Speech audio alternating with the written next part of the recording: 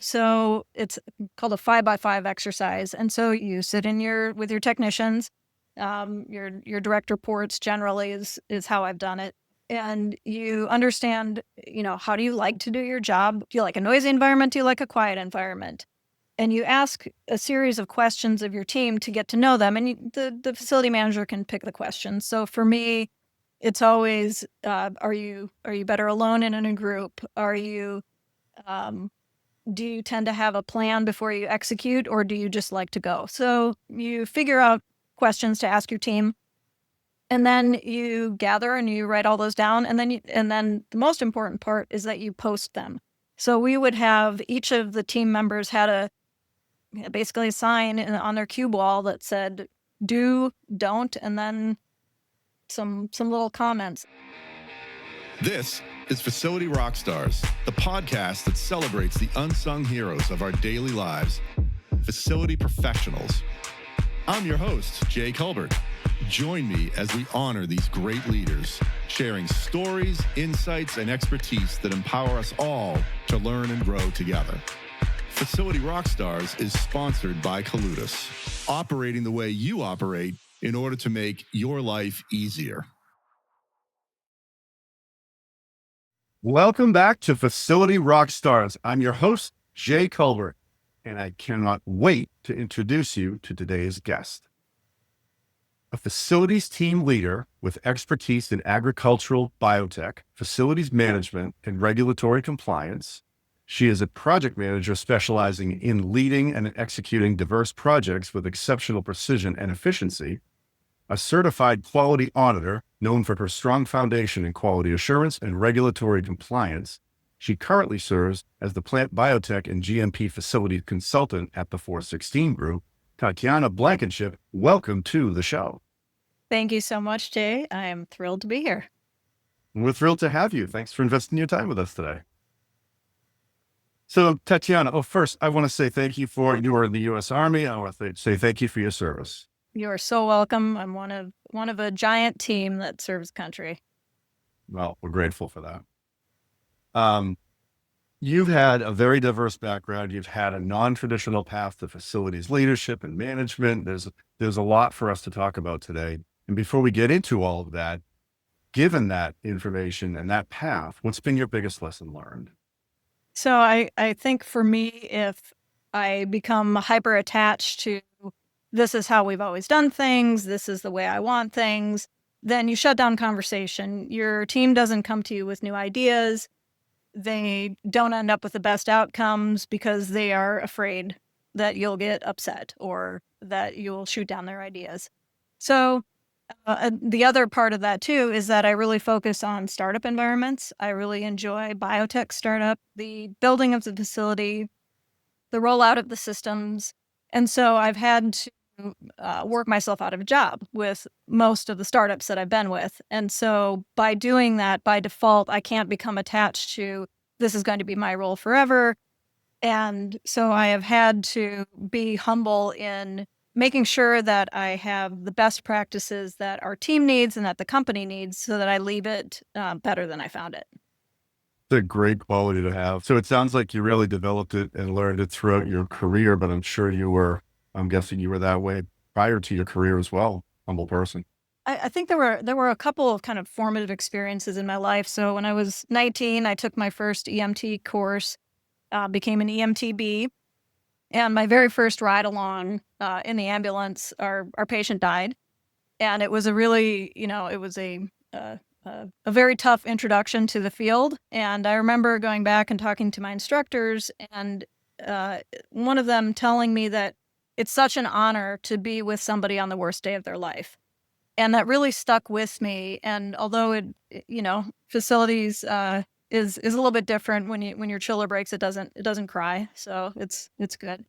But it really is an honor to serve the people that are in that facility because you don't know what they're going through. So they're coming to work every day. They have expectations that the building is going to be right, fit for purpose for what they do, whether it's science or HR or finance. So I keep that in mind that I'm making sure that I'm serving their needs without without judgment and without putting my own take on what they're going through. The second thing that has really informed my experience is I was a stay-at-home mom for more or less 7 years.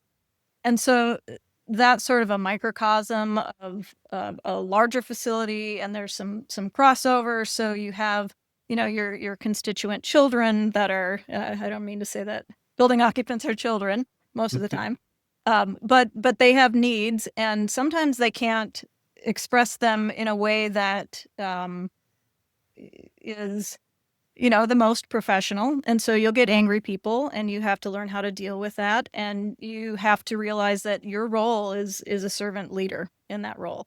And so I look at my facility management career as sort of an extension of homekeeping, just on a much larger scale with much more complicated equipment, but the basic premise is the same.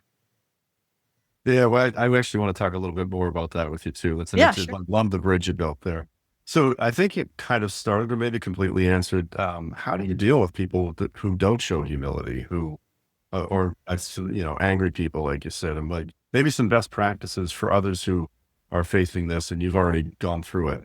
Yep. So the first thing I would say is don't attach personal meaning to it. So there have been many times throughout my career when, you have a piece of equipment that breaks in the middle of the night, or you have a flood, or you have a fire, and it really isn't anyone's fault. And so sometimes you have to let that first fire of somebody's anger build up and have them express it, and then work on the solution to the problem. So I think taking away defensiveness out of the equation is a good best practice. It's hard to do in the moment, of course, sometimes.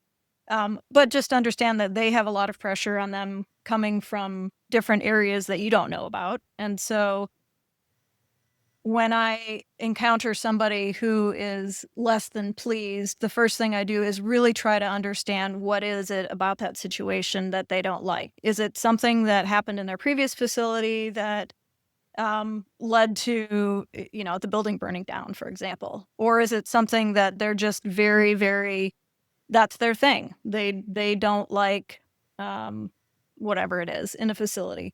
And so trying to understand where they're coming from is the biggest thing.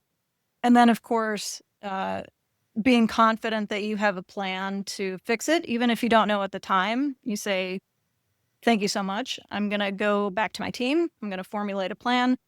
We're going to meet back here in, 2 hours, 2 days, whatever is appropriate. And then I'll give you feedback. And so over communication and making sure that their needs are met are really important. That's great. That's a great approach. Well, it sounds like, they've been heard, right? It was addressed. They were heard. They were able to express themselves. And then I love it. It might be 2 days or 2 hours, but they get feedback. So there's action. And I think that repair, and I mean relationship repair in this sense, is very important. So you have a problem and they want to know that you're going to come up with a solution and then loop back around and inform them of what you did. So it's not enough just to fix it and then it's like, well, did that thing get fixed, or do I have to come back and ask you, please give me an update? So be proactive and provide your constituents with updates. I'm gonna shift a little bit, and I know that I can't wait to talk about this. You have a no assholes policy. Absolutely. Could you tell us about that? 100%. So it's a book, and forgive me, I don't remember the author's name, but there's a book called The No Assholes Rule. So, for example, you have a really highly skilled technician on your team that is, an asset, but very difficult to work with, wants it his or her way all of the time. That is not a reason to keep somebody on staff. If they have technical skills, those skills can be taught to someone else. It is not worth losing your team's cohesion because somebody can't play nice in the sandbox. When I hear things like, it's my building and it's my way or the highway, or we've never done it like that, those are kind of red flags that pop up for me, because you can't. At the end of the day, it's very difficult to train humility, and you can always train technical skills to somebody. So throughout my career, I've been kindly accused of being too nice, or, I didn't give somebody hell when they deserved it. And I think that I take that feedback, and I've learned a lot how to be more assertive throughout my career. But I've also learned that kindness and empathy gets you a lot farther at 2 a.m. when you need a vendor out. They're gonna want to come out to your facility if you have a good relationship with them. Well, if I could, Tatyana, just jump back on, you noted the person that might say it's my building or it's always been done this way. Mhm. So, and you can always teach technical skills, but not that empathy or that humility. So how have you, like, of course, no names, right? But how have you dealt with that, and have people turned over as a result of that? And what was the other side of that? Yeah, I mean, and so early in my career there, when I first became a facility manager, I ascribed to the mantra hire slowly and fire quickly. And so there have been a couple of instances where we've had to let people go for, I guess, not being a team player is the nicest way without going into details. That somebody who, if I had a team of 15 guys and 2 women, and if I hear every day about the same person coming from half of the team, then I know that there's a problem. And so Hmm. it's uh, addressing it quickly and with candid conversations. And then if that doesn't work, then you really, they may need to find a good fit somewhere else. Yep. Well said. Well Yep. said. I think that kind of feeds into something we've discussed before too, about difficult conversations and how to have Mhm. them and how to set them up. And I liked what you had to say about it briefly. Could you expand on that a little bit? Sure. So one of the so in the beginning, I think it's really important to set expectations for your team. And it's really important that your team understand your management style and that you understand what each of your team members needs from you, because that will prevent a lot of difficult conversations, because then expectations are set up beforehand. So I shouldn't be surprised, or I shouldn't surprise one of my team members in their 6-month or annual review with something brand new that we've never talked about. So it is if not daily, at least a weekly check-in with your team members, so that you understand what they need, you understand if you could be doing something better for them.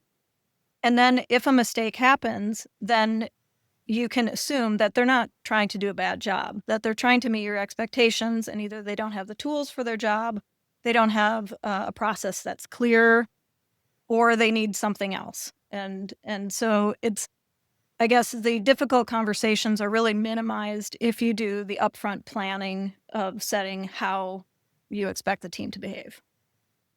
Great, great walkthrough. Agreed. I'd love to jump over to we mentioned non-traditional entry into facilities management, right? Sure. And Yeah. you were kind enough to tell me how your mind was thinking. You're like, well, a home is like a facility. I don't want to say it for you though. Like, Yeah. no, No. maybe you could walk us through that. And it was really interesting. Sure. And I do, when I was a stay-at-home mom, I have some background flipping houses and doing, the residential, I guess, side of utilities and contracts, and it's a small microcosm of what a larger facility operation might look like. And so I had, my children were my little occupants of my facility. And yeah, I think I said this before. It's not to say that your building occupants are children, but sometimes they can behave in ways that you need to observe and kindly correct. And so I found that when I got into facilities management, a lot of it really was analogous to homekeeping. And you have aspects that are like the laundry that just keep coming back over and over and over again, and then you have new projects like a hole in your roof, or somebody gets sick. And so you deal with each of these situations as they come up. And I think, as your listeners know, that facility managers are juggling, any number of things from on a day-to-day basis. And so, as a stay-at-home parent knows, you're juggling sickness and school and buying new clothes and making sure that they have food on the table and a roof over their head. And so I found a lot of similarities that surprised me when I first started in FM. And you weren't an engineer, and you didn't have a degree in engineering. And so successful because of the simple. I love that framework. Love the way you just looked at that. Yeah. I have to give my wife a lot more credit when I get home tonight too, because you say all those things. Those are things that are redundant every single day or every week. Yes. Right. Well, and one of the other things too is I do have a lot of women asking me, how do I get into facilities management? Do I have to be a plumber or an electrician to do that? And one of the differences between being a technical person, a very deep technical, you can fix HVAC and fix chillers, and you have to know a lot about equipment. Whereas if you are organized, if you know about budgeting, about finance, about leadership, project management, kind of at a shallow, wide level, then facility managers fill a different role than facility technicians do. And I think it's important to communicate that absolutely you can go from being a technician to a manager, but there are many other ways to become a facility manager that are non-traditional that I think women especially might not expect to transfer into that role. And because we've talked previously, I want to ask you about that. I think it's very powerful that you speak about a woman in your role. And I know you've touched on points about it already, but maybe talk a little more on that, Tatyana, because like you said, it was different for you. And there were things that were, I don't know if they were obstacles, but you overcame and navigated.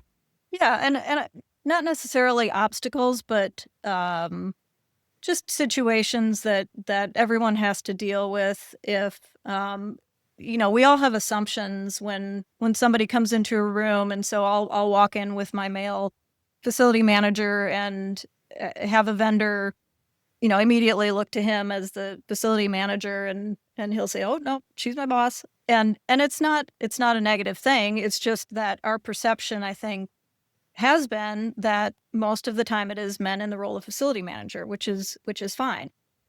And I think I have had to navigate the space of what do I bring to the table that is complementary to my team? What do I bring to the table that, there are plenty of collaborative and empathetic and humble men there. But I do think that my background in non-traditional, non-facilities roles up until being in FM has really given me a different perspective on what it takes to successfully run a facility. And so I don't want to make it about gender, but I do think that there are differences in the, how men and women proceed through their careers that have benefited me as a woman in facilities. Well, I appreciate you expanding that. And the reason I ask is it hasn't come up much on the show, and I believe it deserves attention because it can be real. Yeah. And you've done a great job with it. I like how didn't you share with me too? And I'm sorry if we already said this, like you weren't criticized, but people questioned that you weren't hard enough on the team or sure. something. Yeah, right? I have had a couple of instances where I've been told I'm too nice, or somebody made a mistake and I wasn't aggressive enough in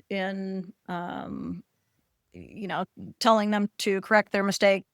And I found that although feedback is valid, that we can always work to be more assertive and have kind candor.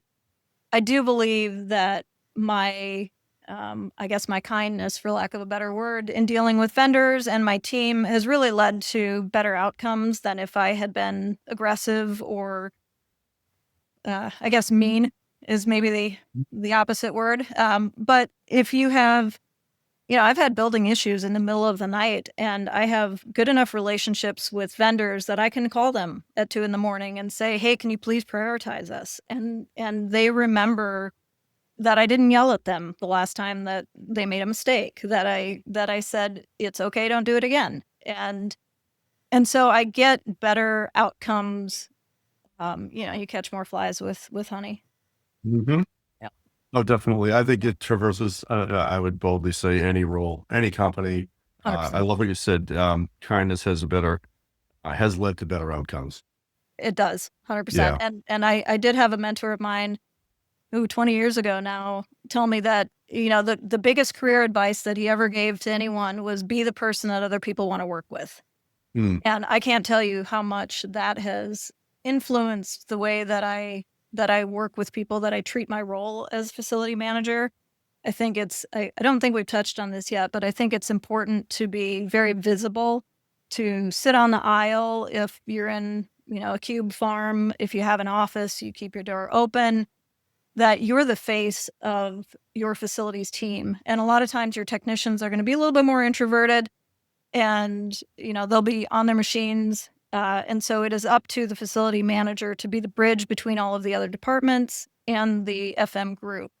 And so you have to take that role for the honor that it is, which is to help ease people's way during their daily job. And so I think being visible as an FM is probably one of the, you can't hide in your office and in your cube if you want to be a successful FM.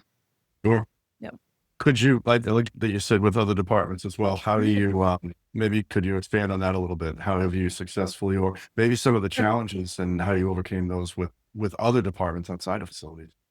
Yeah, I think one of the biggest things that I've done that has really helped is to do, I've done a quarterly, semi-annual, sometimes annually, just depending on the role, but having a start, stop, continue meeting so in my role, most of the time it's been in pharmaceutical environments. And so I'll meet with the head of manufacturing, the head of QA, the head of QC, and say, what have we done well in this last year? How have we supported you? What would you like more? And, what changes can we make to help serve your department better? Other best practices are having departments come in and tell the facilities team what they do. So we've had finance come in and HR come in. I like that. And sit down and say, this is what we do. This is how we interface with facilities. One thing that really surprised me was how opaque a lot of the budgeting processes are at companies. And they try to be very transparent, but having somebody from finance come and sit down with all of your technicians and explain, here's where we're at from a budget standpoint. Here is why we want to bring this maintenance contract in-house versus outsourcing it, or, you have those make or buy decisions. And without that, you have sometimes this churn in a department saying, why don't we get budget for this? And we really needed this piece of equipment, what's happening? And so having those proactive conversations with the other department, it takes away a lot of the drama and a lot of the questions, because now you know where they're coming from and maybe what restrictions they have in place. And so, at the end of the day, there's probably still some complaining to do, but it I think has a greater impact on cohesion, and it helps folks understand where everybody's coming from. Hey, rock stars. If you're tuning into the podcast and are feeling overwhelmed by all the maintenance demands at your facility, don't stress. We've got you covered. Our sponsor, Colutus, is your go-to partner to help you tackle all those demands and get them done right, on time, and with top-notch quality. From project planning to execution, Colutus is there to make hard work easy. Visit colutus.com today to get started. It's fantastic.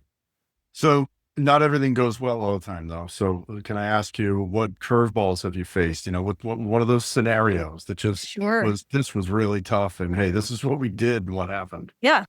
So this is years ago. Now I had a facility that when I first came back as the facility manager, we had massive contamination in our clean room space, and it turned from a cleanup of contaminants into a major project that led to HVAC upgrades and clean room wall removals and vaporized hydrogen peroxide, and just massive overhaul of everything. And so for that project, it helped a lot that I had just come off of a project management background, but really sitting down and parsing out where the problems actually were, because we didn't know the root cause for probably 2 or 3 months, and just drilling down and down and down to where this contamination was coming from. And, it turns out there was a maintenance practice that put water on wallboard where nobody saw it in an interstitial space. It bloomed mold and got sucked into a clean room. And so it took us many months to find the root cause of it. And there was a lot of finger pointing. And I think it was really helpful to break down the problem into manageable steps, to provide a timeline of fixes, to provide to quality assurance, here's what we're going to do to prevent this from ever happening again, to provide to finance, here's the best case scenario for cleanup, here's the worst case scenario. So you bring in all of your stakeholders, because it's oftentimes we underestimate the number of stakeholder departments that are going to be affected by a problem. And so erring on the side of bringing in IT and HR, because maybe there's a lot of overtime that needs to be worked, bringing in every part of the department in order to, I guess, have a comprehensive solution. So I worked with actually a lot of my best girlfriends are part of that QA team that we originally worked together on this mold issue. So hopefully they don't, the company doesn't realize who it is, but it's a former company of mine. But it was a massive problem right at the very beginning of my FM journey, and breaking it down into smaller pieces really helped. I guess that's the long and short of it. Yeah, I appreciate you walking us through that. And it sounds like also having all stakeholders at the table. Yes. And Yes. eyes wide open, right? Yes. And Yeah. that's something too with, you bring up a good point, because generally speaking, at least in pharmaceutical operations, you often have either an annual shutdown that's longer, or more likely 2 smaller shutdowns throughout the year where you have to take things offline. And in those instances, it's extraordinarily important for, the 2 months leading up to the shutdown to bring everybody to the table and say, what projects do you need to get done in this, say, 1 week window where we have things taken offline? Because I've come up on a shutdown only to find out that, oh wait, IT was going to do this project and they need to shut down all the servers. So we're not going to have a BAS in order to monitor our differential pressure during the cleaner modification. And so having everybody at the table allows you to sequence your operations in a way that, it may not be 100% what everybody wanted, but at least everybody's at the table and they feel heard. Outstanding.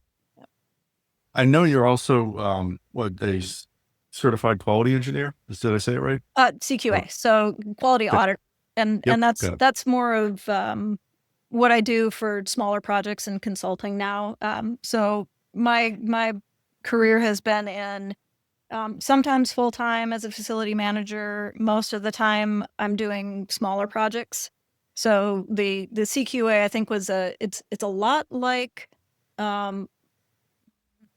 project management principles, but you're going into a facility, and for me, I'm really focusing on the facility systems, the utility systems, and it's going through and providing essentially a gap analysis to a company, saying, I'm not your adversary, but these are the things that a regulatory body may look at. You may want to consider documenting this procedure, upgrading this to be more compliant.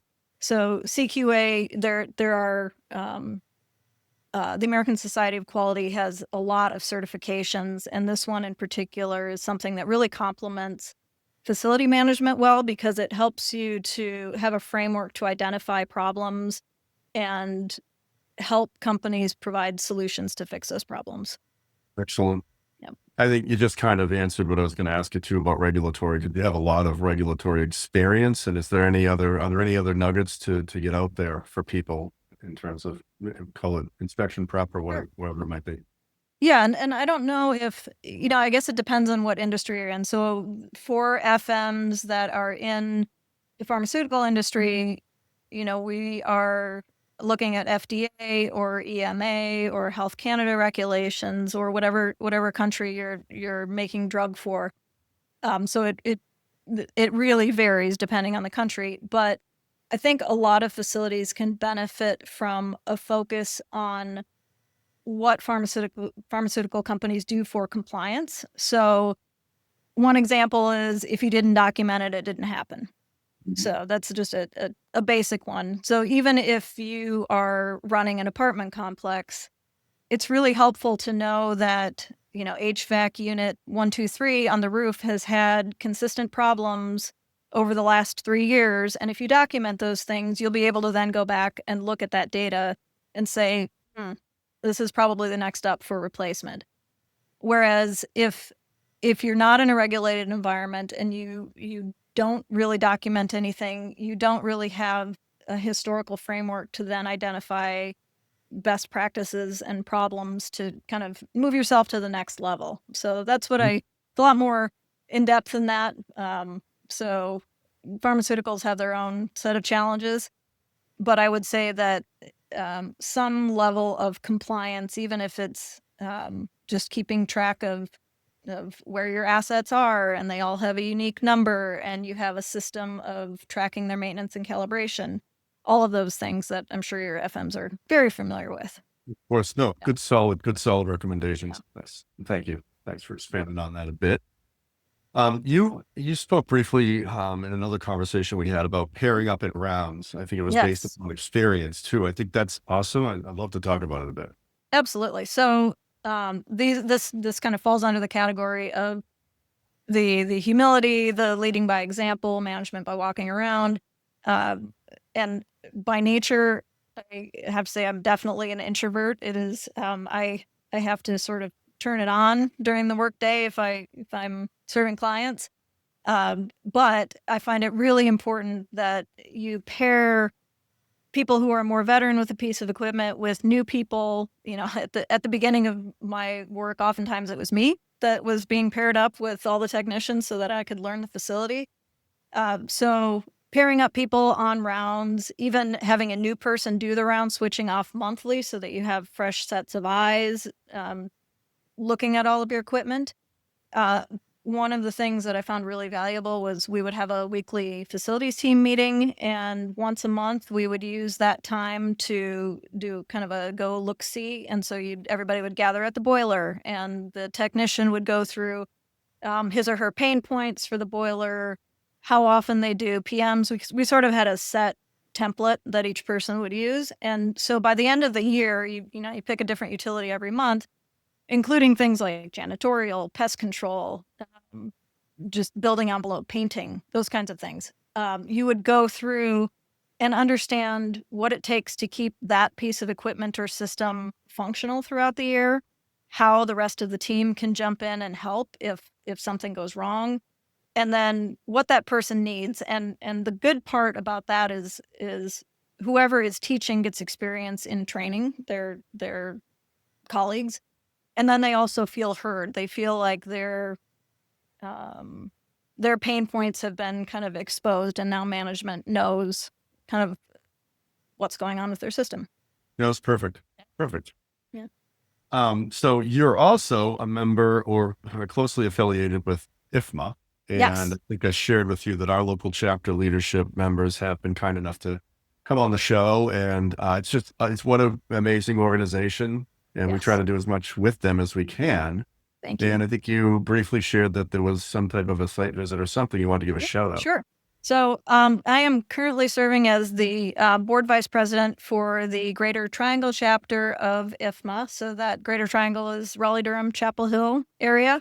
And we had just the pleasure of being able to go on a tour of a company called Bandwidth. And I'm going to give a shameless shout out to Sean Hobson, who is the facilities manager over there. And just such a great idea. So they instituted a kind of a new sound barrier that they have on their cubicles. And one thing that he mentioned was anytime they make a big change, so whether it's seating arrangements, or you're changing the type of ice machine or coffee maker or something that people tend to complain about, right? you say in your communication, we're going to do this change and you're going to live with it for 30 days and we'll reevaluate after 30 days. And please don't put any work orders in from now until that 30-day expiration date. And I just thought it was such an ingenious way of change management, because oftentimes people will complain right away that they don't like this change. But if they know they have, okay, I have to live with this for 30 days. And after that, if I want to change it, then I can go and ask for it to be changed. So I thought that was just brilliant and I'm going to steal it. Same. Yep. Well, you get used to it, right? You get used to people inherently don't like change. Most people don't. So I love that. Great. Yeah. Good on him. I've definitely had some pain points trying to change the shape of ice from cube ice to chewy ice, not chewy ice. Right. So there may be more there's always a lot more for us to cover. What are we chatting about that we didn't hit on yet, Tatyana? I think one of the things from an obstacle standpoint that's really helped me is to know your team. So it's called a 5x5 exercise. And so you sit with your technicians, your direct reports generally is how I've done it. And you understand, how do you like to do your job? What do you like it in? Do you like a noisy environment? Do you like a quiet environment?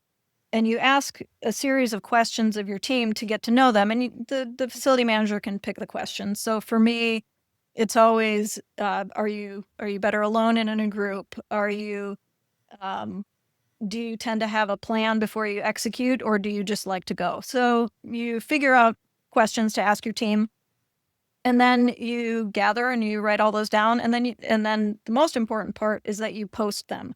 So we would have each of the team members had basically a sign on their cube wall that said, do, don't, and then some little comments. And so I knew if I wanted to go to, John Doe over here and he doesn't like being ambushed, that I'm going to set up a time on his calendar instead of just walking over to his cube and saying, hey, what's up?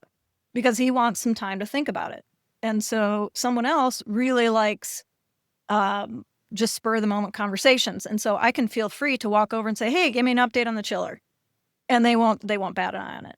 And so that knowing your team and having that written down and shared somewhere, I think goes a long way to preventing, I guess, drama and hard feelings in the team. I love that system. Yeah. Did you design that? No, it's if you look up 5x5 exercise or 5x5 team building, it really is, at its simple level, ask questions, get the answer, write them down, put them on the wall. Sure. Yeah. Post it. Yeah. Do this. Don't do this. Yeah. Fantastic. What's your theme song? If you were a superhero, what would your power be? You got to have one or two fun questions in there. Yeah. If the meeting's too stressful, what's your safe word? Margarita. Always. There you go. There you go. So the people who are watching on YouTube are going to benefit from this, and those listening will benefit slightly. But I before we went live, I asked you what was behind you on the wall. Do you mind sharing? Oh, no. So very cool artwork. Yeah, they're two posters. If you look up reachdrawdown.org, they do different art pieces to support different facets of becoming a more climate resilient planet. So on, I guess it's your left, there's one called Electrify, and then the one on the right is called Engage. And they're interesting prints, and all the money goes to charity. And I love my electric car.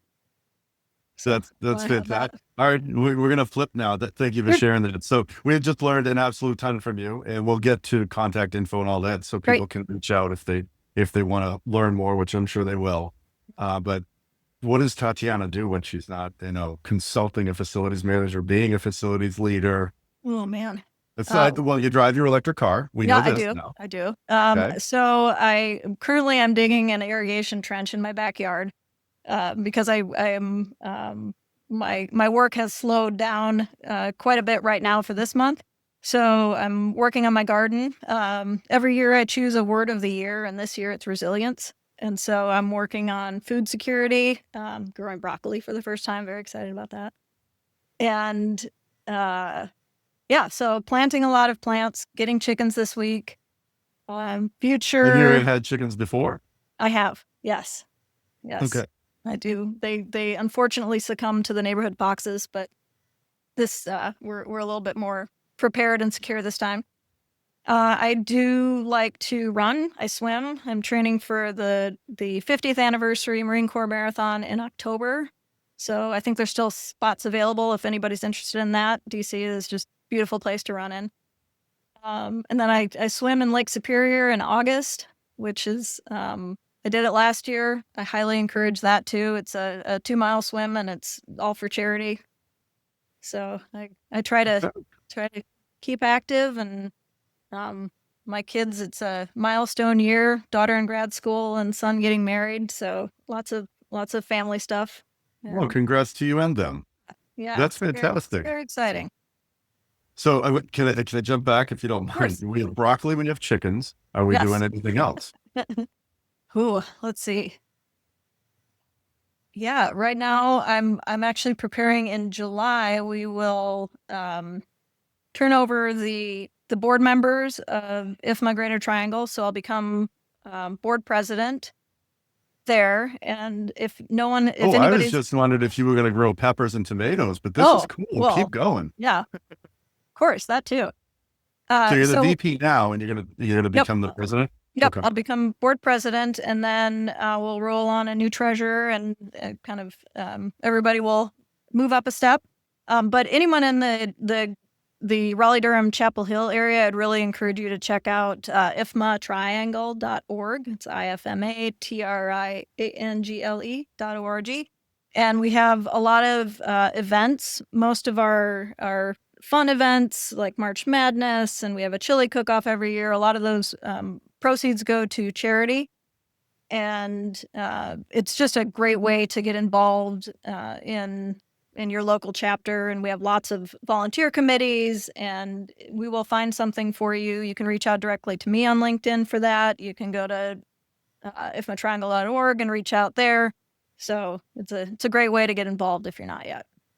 I completely agree. Our leadership up here is fantastic, and they do a Yes. great job, Tatyana. So it's definitely. Now, what type is there? A certain cross section of people that would join, or is there any type of what's your member group look like? Yeah, that's it. So we also have another. There are several organizations in the area that have a lot of overlap. So, for example, I was in ISPE, which is International Society of Pharmaceutical Engineers, because of my involvement in pharma. So I would say IFMA is really good as a place that overlaps a lot of these other organizations. So it really welcomes anybody who manages a facility. So we have about half of our membership are associate members. So those are vendors. And then the other half are professional members, and those are professional facility managers. And so it's a really nice balance of, if I wanted to find a new service for landscaping or janitorial, I would first go to folks in IFMA to do that.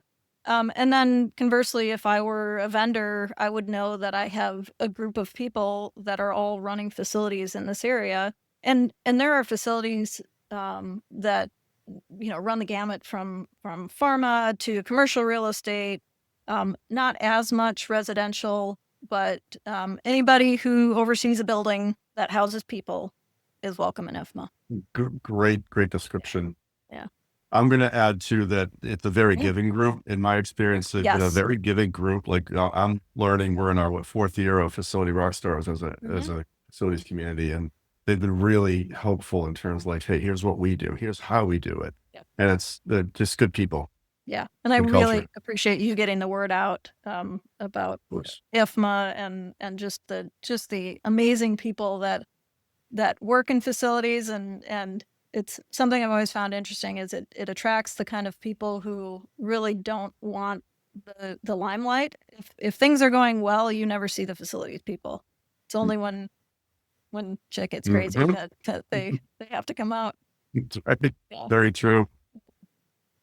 Well, Tatyana, I can't thank you enough for sharing so much about yourself and your experience and just really investing your time with me and with us on the show today. I've just so So much. appreciated it. Yeah, I've learned so much, and I just hope to pay it forward. Awesome. Yeah. Everyone listening, I hope you enjoyed our discussion with Tatyana today. I'm sure you learned a few things, if not a lot of things. If you laughed, tell someone else about the show. And another great episode of Facility Rockstars. We'll catch everybody next time. It's a wrap. Another episode of Facility Rockstars is in the books. Facility Rockstars is sponsored by Colutus, operating the way you operate in order to make your life easier. Until next time, facilitate and rock on.